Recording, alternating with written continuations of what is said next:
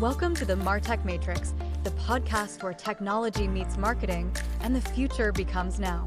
Every week, we dive deep into the world of marketing technology, exploring how digital tools, AI, data analytics, and innovative strategies are reshaping the marketing landscape.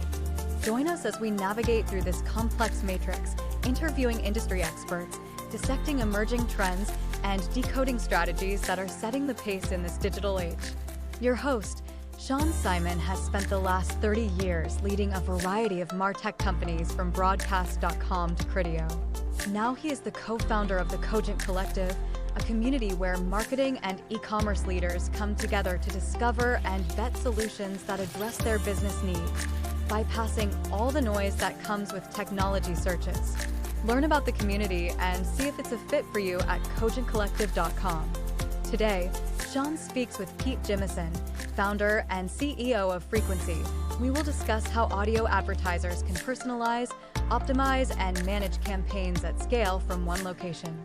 After the show, head on over to themartechmatrix.com for show notes, contact information, and details on upcoming episodes. Now, get ready to enter the Matrix. Pete Jimson, welcome into the Matrix. We're really excited to have you here today. How are you? Good, doing well. Thanks for having me, Sean. Good. No, we're thrilled, and I'll tell you why. About a month ago, we interviewed Jordan Bentley from AudioHook, who I think you know, and he gave a really good overview of the landscape of audio.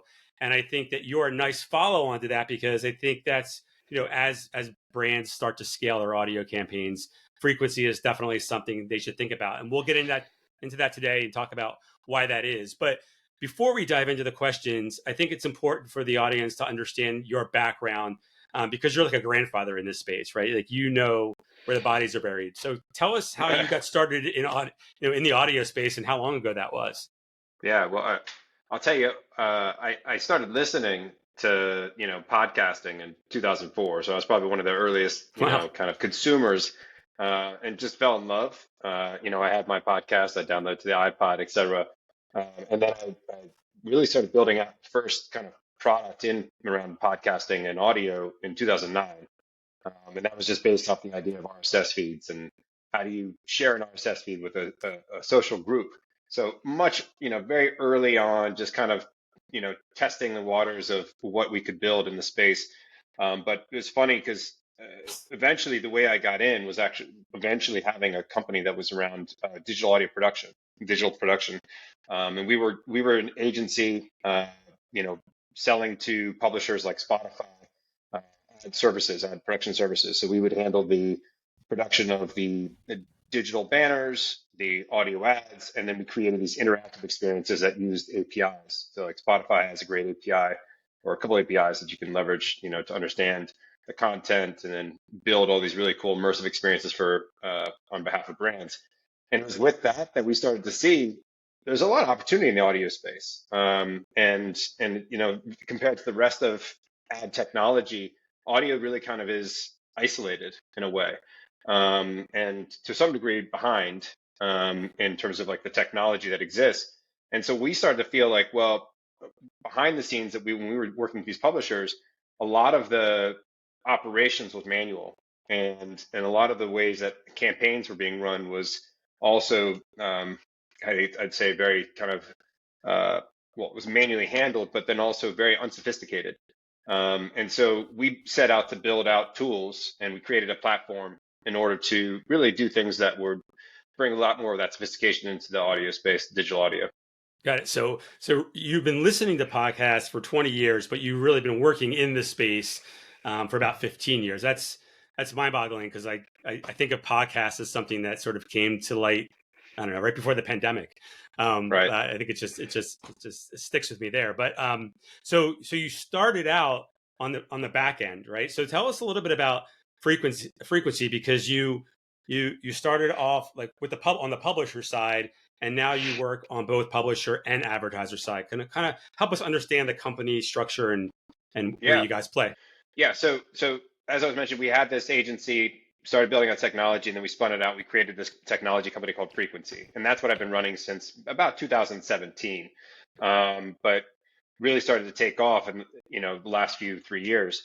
Uh, the technology for publishers was really again about operational support. How do you do things at scale in a fast way? Because they're running, thousands of campaigns on behalf of their advertisers. So publishers that we work with today, companies like iHeart and Odyssey, and other big publishers outside of the U.S., such as like Southern Cross Hysteria, and they have ad ops teams that are going in day out, using frequency to upload their creative, attach tracking pixels, maybe put companion banners for streaming, do things like creative rotation, sequential targeting, contextual targeting, layering data signals to make, have data triggers.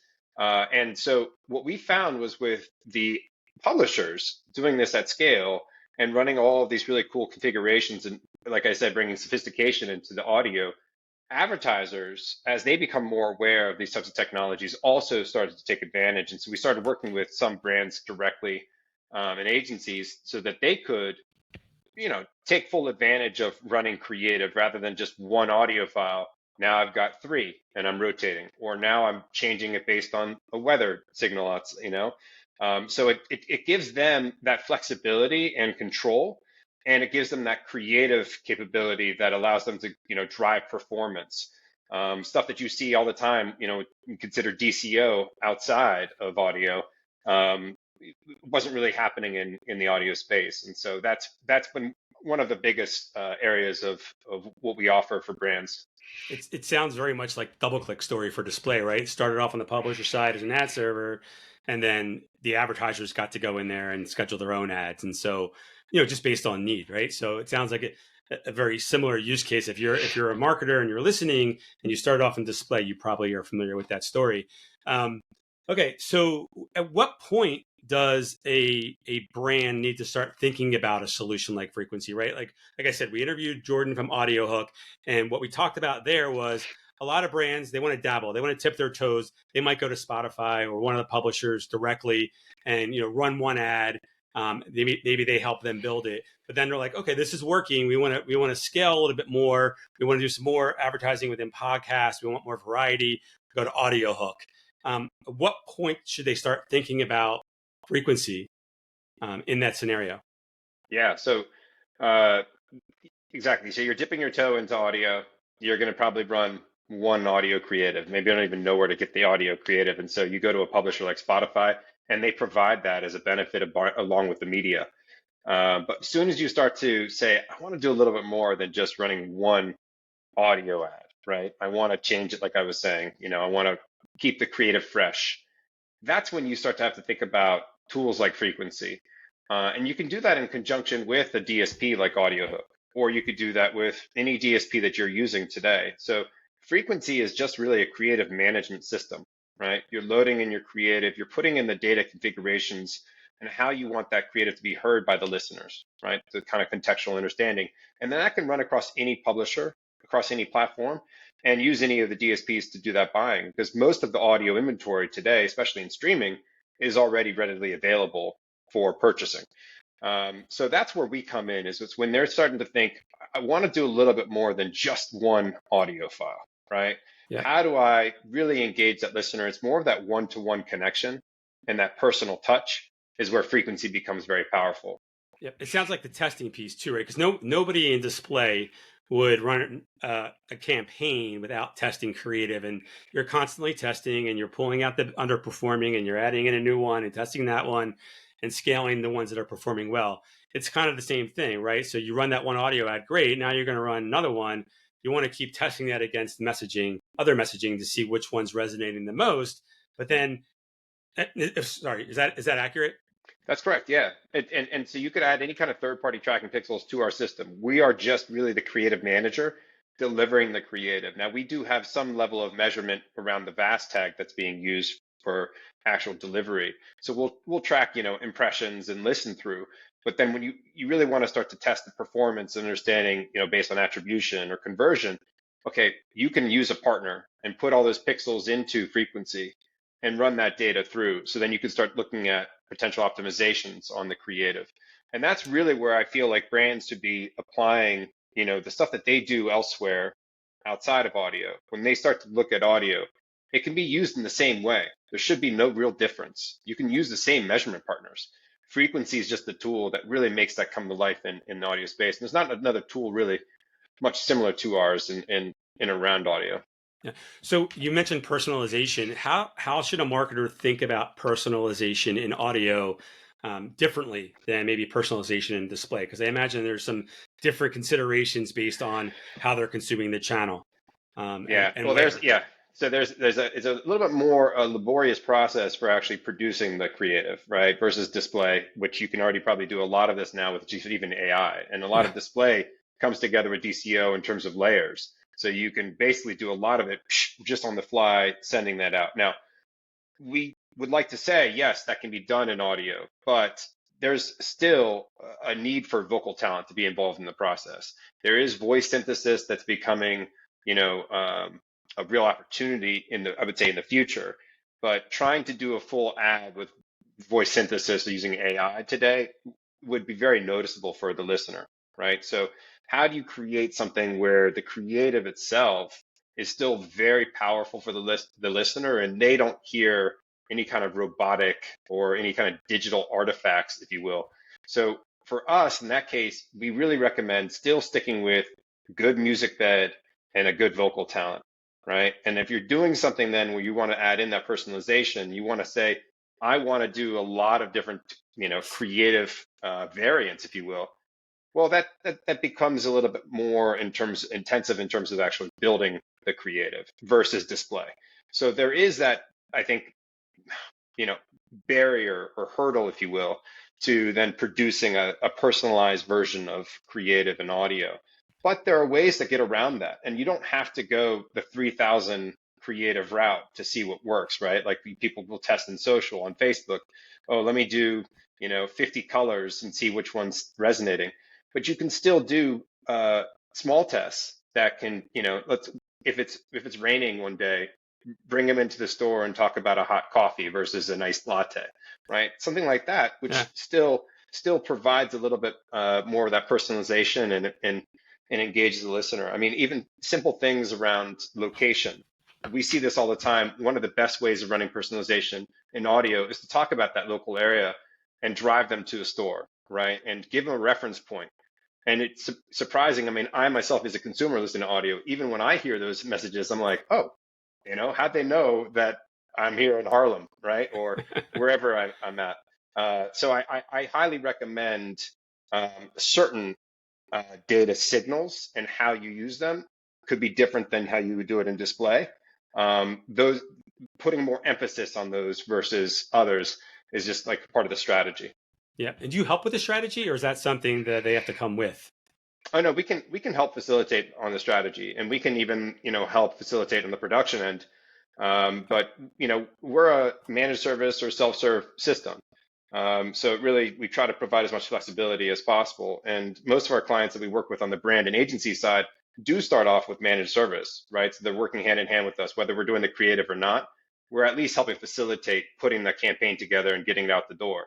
Eventually, over time, as they're using us and getting more familiar with the system, they can take on more of that work. And like with the way our publishers use us, it's mostly on a self-serve basis.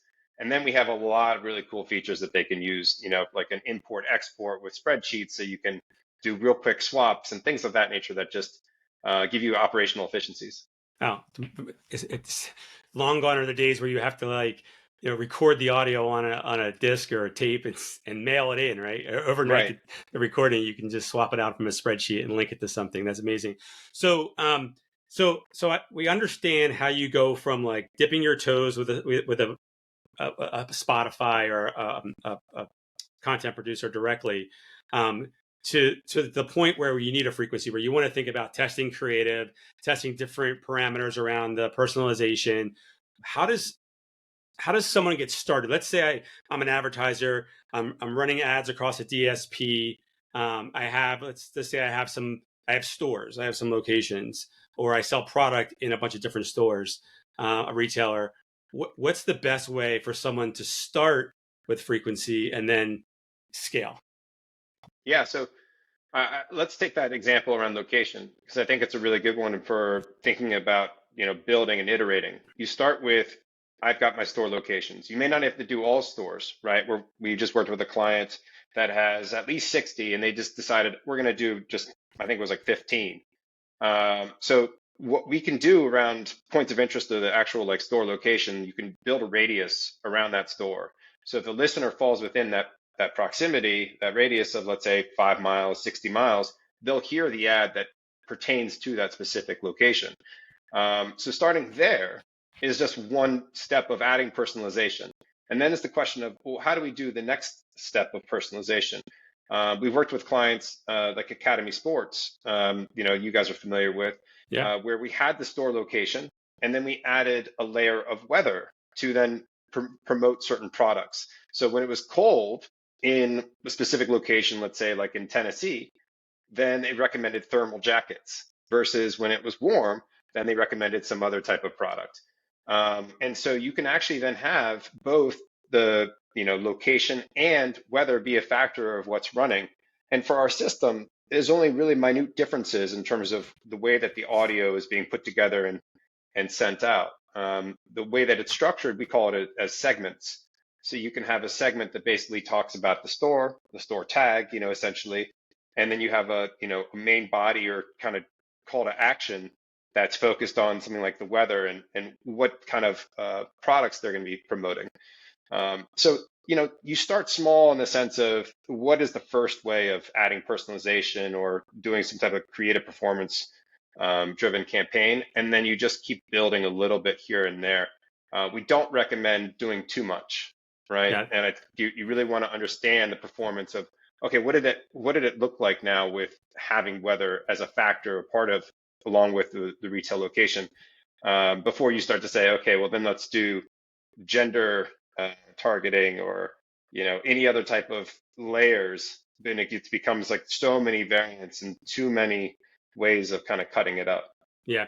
It seems it's different than social, right? Social, you might be doing, like you said, thousands of creative because you're doing a different ad for every product. Here, it's more about what makes sense for your business, right? If you have stores, it's location. If you sell product, that maybe it's the weather, maybe it's not. So to build that strategy out, take baby steps, get some learning, and then try and improve on the performance. You mentioned the Academy Sports campaign that you guys did. That was Academy Sports is, full disclosure, a member of the Coaching Collective, the sponsor of the show. Yep. Can you talk to us about the performance of that? And I don't know if there was a pre, how audio was working for them before they started working with frequency, or what were the returns? Like, how do you measure success? Yeah, so we've run a number of campaigns in Academy Sports. A couple of the kind of, I was just pulling it up in the case study that we have. They had a 40% lift in store visits, and then they also had a 20% lift in e-commerce return on ad spend. So Oh, the ROAS. So it was, it was very clear that by just adding a level of personalization around the store location, they were able to increase the store visits themselves.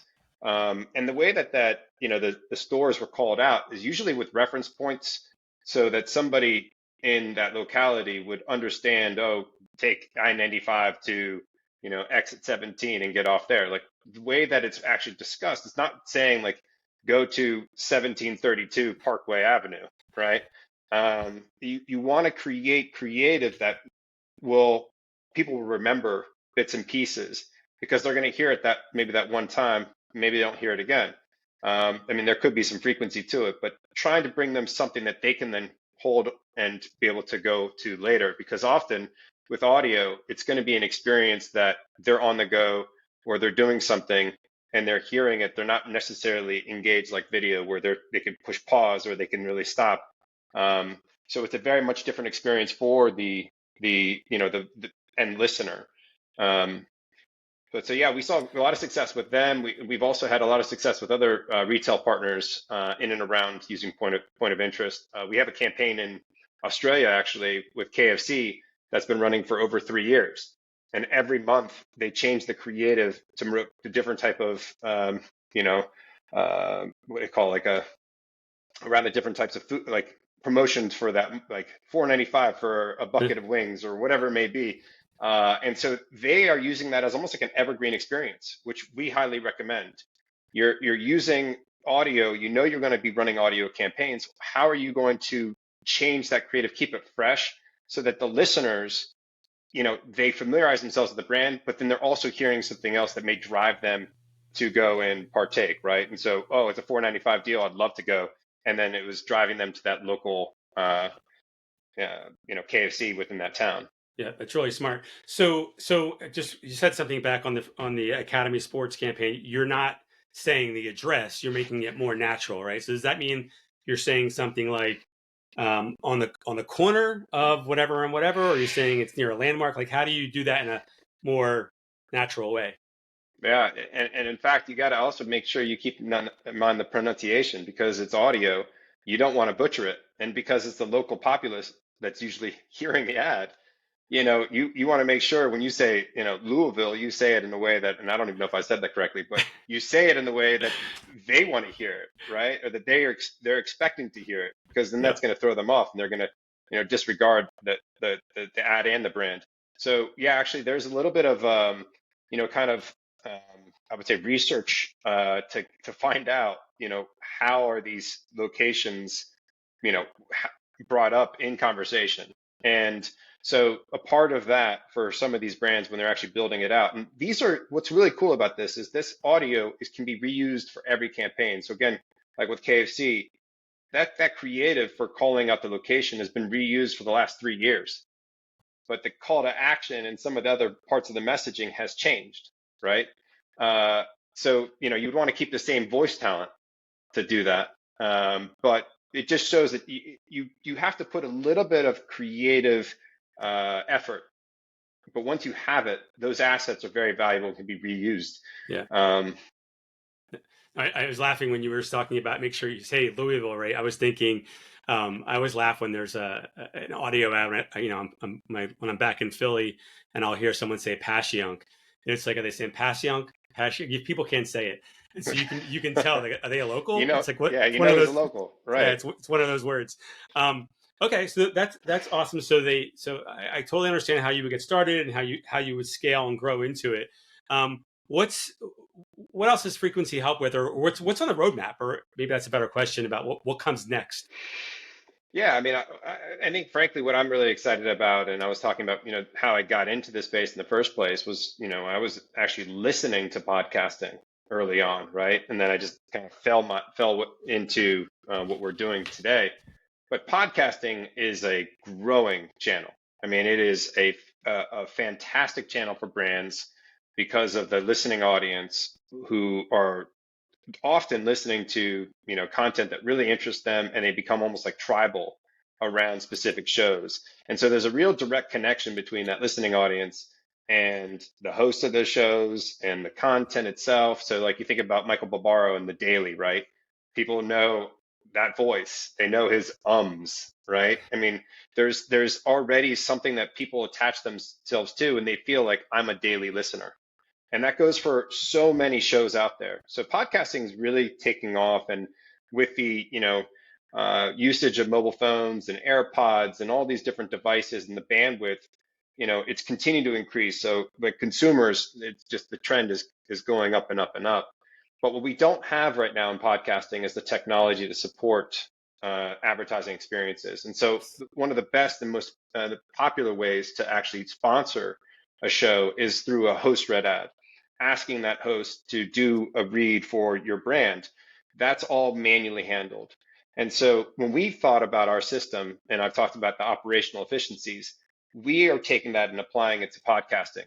And we're looking at how can we automate this whole process so that we can make sure that that host read ad process is easy, rapid, and then can enable really creative configurations as well, right? With the creative delivery system that we have.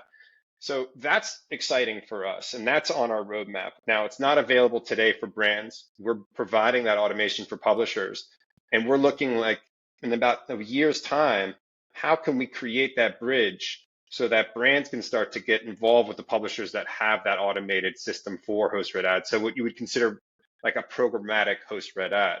And that's, I think, going to be really powerful when brands think about audio because it's providing a very high premium ad placement for themselves.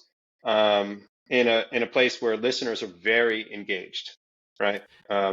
Yeah, no, that's amazing. I didn't know that was coming. I think if I talk to anybody that's doing any kind of podcast advertising today, that's their single biggest complaint is like such a long and laborious process. You got to email the show and they've got to say they want you.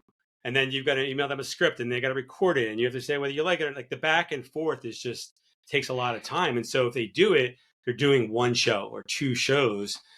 They like to do more, but it just takes too much time and resources to get it done. So this is going to be, I think, awesome for a broader set of podcasters, right? I'm sure the big ones, they're fine, the Joe Rogans of the world, but the sort of long tail, this is going to be huge. That's where you get the niche audiences, right? Yeah, but even for the Joe Rogans of the world, even for these large shows, they, and you probably how many podcasts you listen to, but often like the Joe Rogan's show, you'll have about 4 minutes at the beginning, which is just him talking about brands. And for some, maybe that works, but there's a level of creativity and how we can improve how brands are involved in the show, in the content of the show, that needs to improve. Like it needs to, improve instead of the way that it's being handled today. A lot of Yeah, the ad reads today are very monotone. So that connection, while it's really powerful for Joe Rogan to be speaking to his audience and they're going to listen, the way that he's talking about it and how he talks about that brand and how he delivers that message can continue to be improved. And I think by adding in automation, you're going to be able to then spend more effort on the creative itself rather than on the process of getting something delivered.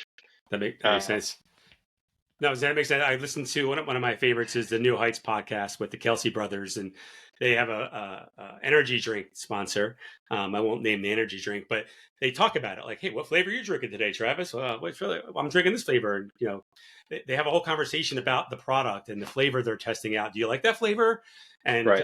it's not just like them reading a script about the drink. And Yeah, and it's a yeah, natural way and you of laugh. talking, and yeah, and you're getting exactly, and that's what you want, right? You Yeah, want people to have, the aspects around humor and have that natural delivery. So one of the things that happens in podcasting, if a brand is actively doing it across multiple shows, they're sending usually often like one script or here's some bullet points to talk about the brand and the call to action.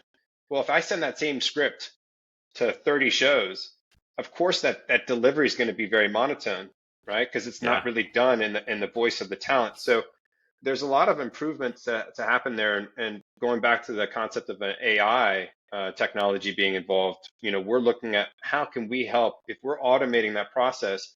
Maybe we can insert AI technology, not necessarily we have to build it, but we bring that in where you can take that script and now update it and make it a little bit more in the tone of voice for the host. And that alone will just add a little bit more. That would add that improvement, a slight improvement to the delivery. And so, there's just a lot of opportunity around podcasting in particular that we're really excited about. So I think what you'll see is the creative delivery aspects for brands today, bringing that into the rest of audio and saying, no, actually, you have this whole world of audio at your fingertips that you can move quickly and you can be very nimble with your creative and do things that weren't being done in the past. And so now for listeners, they're even be more engaged, right? Which means that higher return. So yeah, very exciting times.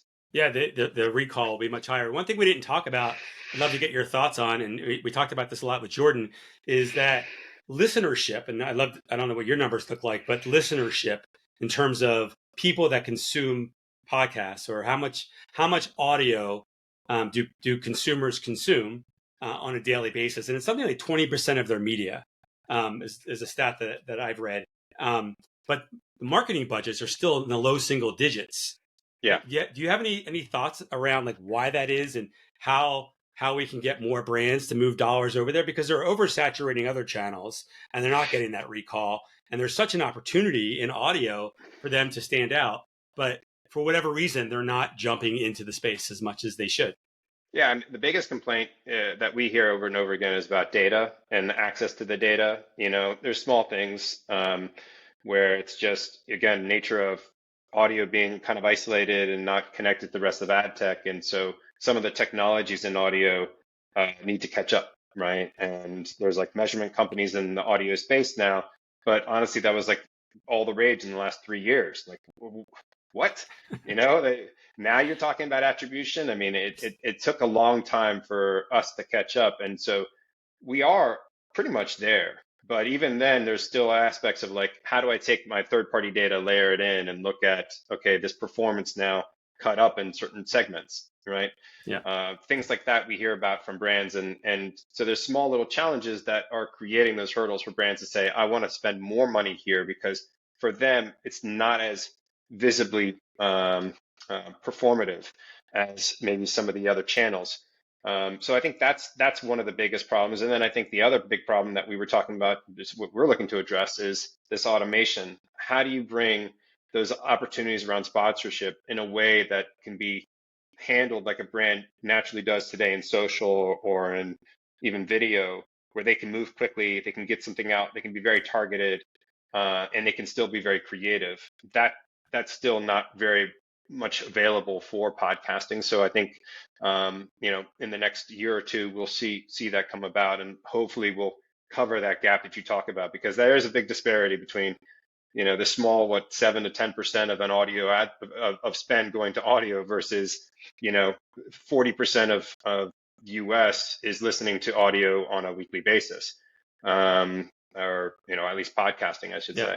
No, it's a missed opportunity. The attribution thing is really interesting, because I think as cookies go away, like they're half gone and they're starting to go further and further away, digital marketers are so used to looking at click streams, they're not going to have it. And so they're going to have to learn how to attribute sales from their marketing more holistically, right? And there's a lot of tools coming out. Whether we interviewed a company called Prescient a few weeks ago that talks about MMM and looking at halo effects of your media on different channels. And I think as marketers lean more into that, audio and CTV, but audio is really going to benefit and hopefully catch up, because the numbers remind me of like digital advertising in the late 90s, early 2000s, where you had 25% media consumption of my time spent online, but like 3% of ad dollars were going online, because brands didn't know what to make of it or how to measure it, right? And then those tools came around and people got more comfortable with it, and measurement became more of a common thing, or I should say, similar across channels, that they were able to move money over.